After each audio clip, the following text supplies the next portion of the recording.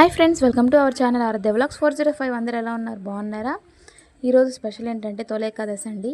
Sunday and తొలి ఏకాదశి కలిసి వచ్చింది కాబట్టి స్పెషల్గా అయితే ప్రతి ఒక్కరింట్లో అయితే ఈ పండగకి పిండి చేసుకుంటారనమాట.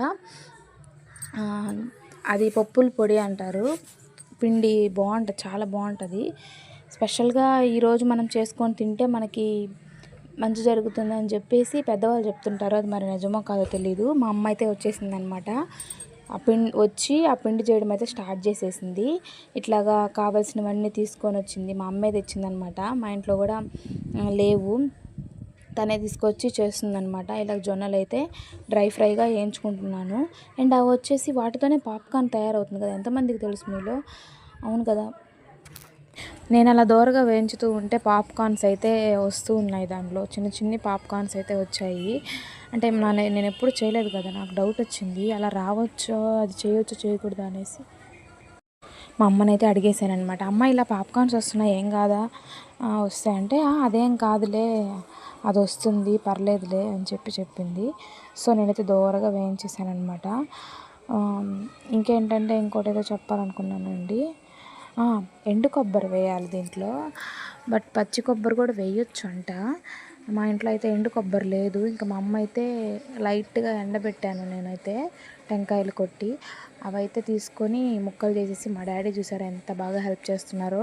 అస్సలు చాలా హెల్ప్ చేస్తారండి మా అమ్మకి వంటల్లో కానీ, ఆనియన్స్ కట్ చేసేయంలో అలాగా ప్రతి ఒక్కటి హెల్ప్ చేస్తూ ఉంటారు.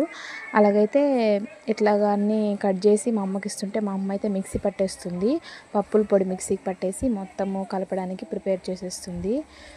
అసలు నేనైతే చాలా హ్యాపీ. మార్నింగ్ అనుకున్నాను పిండి తినాలనిపిస్తుంది, బట్ నాకైతే చేయడం రాదు. ఎలాగా అనుకున్నాను, ఆ దిగులు మొత్తం మా అమ్మ అయితే తీర్చేసింది. చూస్తున్నారు కదా, పిండి అయితే ఇలా ప్రిపేర్ అయిపోతుంది. మళ్ళీ నేను ఇవన్నీ పొడి చేసి వేసుకున్న తర్వాత ఇవి పచ్చి కొబ్బరి కాబట్టి కొంచెం ఫ్రై అయితే చేస్తున్నాను. తడిపోయేంత వరకు అయితే హీట్ చేసుకుంటున్నాను. అంతా చేసేసుకొని కలిపేసుకోవడమే. ఇంకా బెల్లం కూడా బాగా దంచుకొని మెత్తగా చిన్న చిన్న పీసెస్గా దంచుకొని అయితే కలుపుకోవాలి. అవి పంటికి తగులుతూ ఉంటే చాలా అంటే చాలా బాగుంటాయి. మీరు ఒకసారి ట్రై చేయండి ప్లీజ్. నా వీడియో కనుక నచ్చినట్లయితే ప్లీజ్ లైక్, షేర్, సబ్స్క్రైబ్ చేసుకోండి మర్చిపోకుండా. మరిన్ని వీడియోస్ చేస్తూ ఉంటాను. ఓకేనా? Bye friends. ఒక్క లైక్ ఇవ్వచ్చు కదా వెళ్ళే ముందు. చూసేసారు కదా పిండి అయితే ఎలా రెడీ అయిపోయిందో. మా పిల్లలు అయితే ఇష్టంగా తినేశారు. చూడండి మీరే, మా పిల్లలైతే అప్పుడే వచ్చేసారు పిండి రెడీ అయిందా అని చెప్పి. మా వాడైతే సూపర్గా ఉందమ్మా అని చెప్పి అన్నాడు. నిజంగా అండి, చాలా అంటే చాలా బాగుంది. మనం కూడా చేయలేదు.